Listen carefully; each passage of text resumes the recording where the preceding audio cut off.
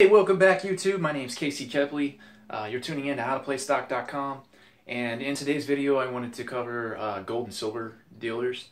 Now, the reason why I'm shooting a video about gold and silver dealers is because I've been having some conversations with some people offline and online, and you know, it's interesting some of the feedback that I'm getting about gold and silver dealers or places of business that actually distribute gold and silver, because there's a lot of fakes out there, there's a lot of counterfeits, there's a lot of fraud that goes on, and for those people out there that are watching right now who are, you know, extremely mad or frustrated or pissed off about that, you know, you have every right to be, okay? But today's video, I'm going to cover some of the things that you can look at with gold and silver dealers, offline and online, that are going to help prevent any type of chance that you might get ripped off by, you know, counterfeiting and stuff of that nature. So keep watching, and I will see you guys in the next portion of this video.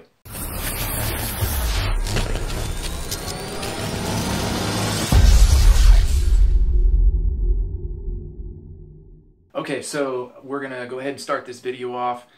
First off, you know, before I get started, I just want to say that the information that I'm giving you here on this video is not going to, you know, 100% guarantee that you don't get ripped off in the future by a gold and silver dealer, okay, whoever it is that you might go through. So I want to let you know that right away. The other thing I want to let you know is that I'm not an affiliate associated with any of these brokers. I'm not making one penny off you guys for, you know, giving you some of the information here in regards to the gold and silver dealers. Alright, I'm also going to leave a link in the description here, so you can go to Consumer Affairs and the Better Business Bureau, okay, so that you can check out some of these gold and silver dealers and take a look at them for yourself and make your own decision on who you think you want to go with in the future for acquiring physical silver and gold. But let's get started. First off, when you're going to a gold and silver dealer, somebody who's distributing the physical metals, one thing that I found out from all the research that I've been doing is that, and listening to experts in the industry talk, is that you want to go with bullion over the numismatics. Okay, now there's a big difference between these. Bullion is like your silver eagles, your coins, your bars. A lot of these are produced through the U.S. Mint. Now numismatics, on the other hand, are like your collector's coins. All right, and the reason why they say you want to go with bullion over the numismatics is because with numismatics, number one, you've got something called spot prices. Okay, now spot prices are basically the actual price of what gold and silver are going for on the market, and then you have something called a premium, which is the premium over spot. All right, and the premium basically is the difference between the spot price and whatever the broker or the dealer is charging for the physical gold and silver that you might be purchasing. Okay, so they'll do this to make up for like distribution fees if they need to ship something to you. It might be that you have a collector's coin. Okay, with collector's coins or the numismatics, you'll get a lot of times, and this isn't guaranteed. It doesn't happen all the time, but a lot of times with the numismatics and collector's coins, if you go ahead and purchase those, you're going to get higher premium over spots. All right, so in order to you know, basically not necessarily reduce your risk, but reduce your cost of what you're going to spend on gold and silver, you're better off going with bullion, and that gets you closer to the spot price. There's still probably going to be a premium involved there because, again, the dealers have to make some sort of money somewhere in order to profit by it, you know, distributing and selling it to others. So that's the premium. Anytime you hear anybody talk about the premium, that's what they're referring to. Another thing you can do, guys, is go to the Better Business Bureau. Okay, it's a simple website, www.bbb.org. Again, I'll leave that in the description link here so you can actually go to the website. But all you have to do is just go to that website. You can start typing in like your name of your business, you know, for the dealer that you're looking at. You know, put in the place where they're located. things like that. The other thing you want to do is check mark. There's a little check mark box on the website, and it says for accredited businesses only.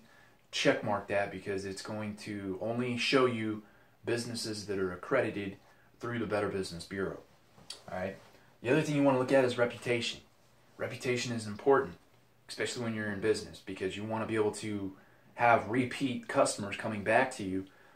So if you're looking at the reputation, you want to look at things like testimonials, okay, from other customers. You can find this a lot of times just on Google if you go research. You can also find it from Consumer Affairs and the Consumer Affairs reports. I'll leave a link for that in the description too, so that you can go out and you can look at some of these different silver and gold dealers. Look at some of the testimonials that are coming in from other customers who've bought from them before. That'll help you make a better educated decision as well in regards to who you go with, okay? But those are just some of the things that you can look at for gold and silver dealers, because I know there's a ton of them out there. I've had several people in the past ask me who I recommend, and I really don't try to recommend just one dealer in particular, because everybody might have a different opinion about it, and there's, of course, it comes down to cost. How much are you willing to pay for your physical metals? Okay, so I try to stay away from saying, oh, well, you need to go here and you need to go here only, because that may not be the case for someone. They may not agree with the prices that they're paying at that time. So, if you're asking me, people have asked me in the past, and if you're watching this video and you're wondering, which gold and silver dealers do I go with? I'll just tell you, there's a couple that I went with in the past. I've never had any problems with them. That'd be JM Bullion. I've checked out Mike Maloney's website with goldsilver.com, and I bought a couple coins from him. But, I haven't really went outside JM Bullion, because I haven't had any problems with them. The price has been fairly decent. And for me, when I'm buying gold and silver and I'm online looking at those prices, I tend not to really care too much about the price. And you might hear this from other people who are invested in silver, especially long-term investors. They'll tell you, they really don't care about the price of silver or gold. They'll acquire it as they can, because of the fact that, silver is one of the most undervalued assets in the world right now. So if you know that alone, when the prices drop a little bit, or you'll have central banks suppressing the price or manipulating it on the paper markets, people who are collecting the physical metals, man, they're licking their chops. Okay, so they don't even care. They're just like, cool, I'll buy some more. They'll back the truck up, load up some silver. So try not to pay too much attention to the prices, is what I'm trying to say here, when you go out and you're looking at your gold and silver, because again, these prices should be way, way higher than what they are. And that's across the board. But that's all I wanted to cover today. You're tuning in to howtoplaystock.com. These are today's investors' investing tips. If you guys like what you're hearing, go ahead and hit that like button, share it with others, and go ahead and subscribe to the channel as well. Okay? Until next time, I will see you guys later.